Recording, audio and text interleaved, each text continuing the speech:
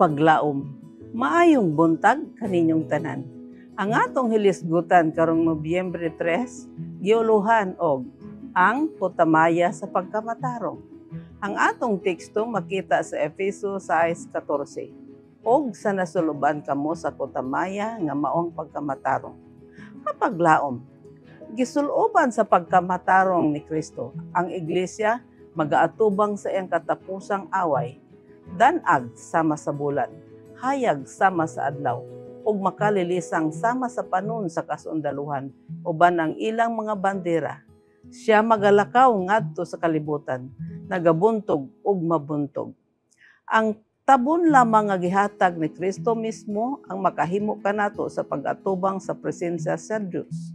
Kini nga tabon ang kupo sa iyang kaugalingong pagkamatarong, igapasulob ni Kristo ngadto sa matag kalag nga naghinulsol ug nagatuo. Busa tambagan ko ikaw, matod pa niya. Ngagikan kanako magpalit kag maputing biste nga imong ikasulob aron dili magdayag ang pagkamaulaw sa iyang pagkahubo. Ug ang tanan namo nga pagkamatarong ingon sa usa ka sapot nga nahugasan. Ang tanan nga atong mabuhat sa atong kaugalingon nahugawan sa sala. Apan ang anak sa Dios gipadayag aron sa pagkuha sa mga kasalanan. Ug diha kaniya ang sala mao ang paglapas sa balaod.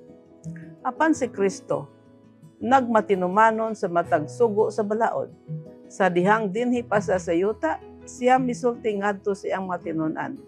Akong gibantayan ang mga sugo sa akong amahan.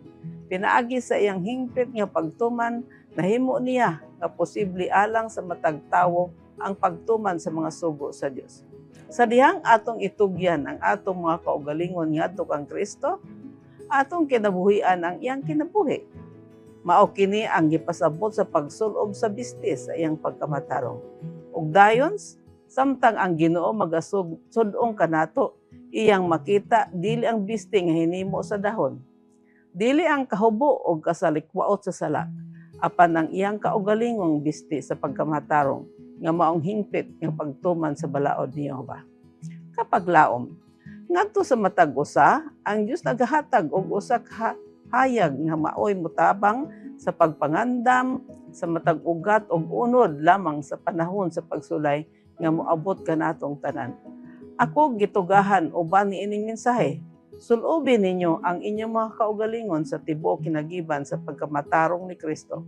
Ug sa dihang imo mabuhat na ang tanan nimo nga bahin, ikaw makabaton sa kasiguruhan sa kadaugan. Ngadto sa matag kalag, gihatag ang madagayaon nga kahigwinan sa pagbarog diha sa dalang panang bato. Mag-ampo kita. Dios ug may gugmaon na mo nga man sa langit, tabuni kami Ginoo sa kupo sa pagkamatarong ni Kristo, aron kami magalakaw ni ining kalibutan nga mapadayag ang imong himaya ngadto sa katawhan. Ug mabati namo ang kasiguruhan sa among kadaugan sa mga tentasyon nga modagsa kanamo sa ngalan ni Hesus. Amen.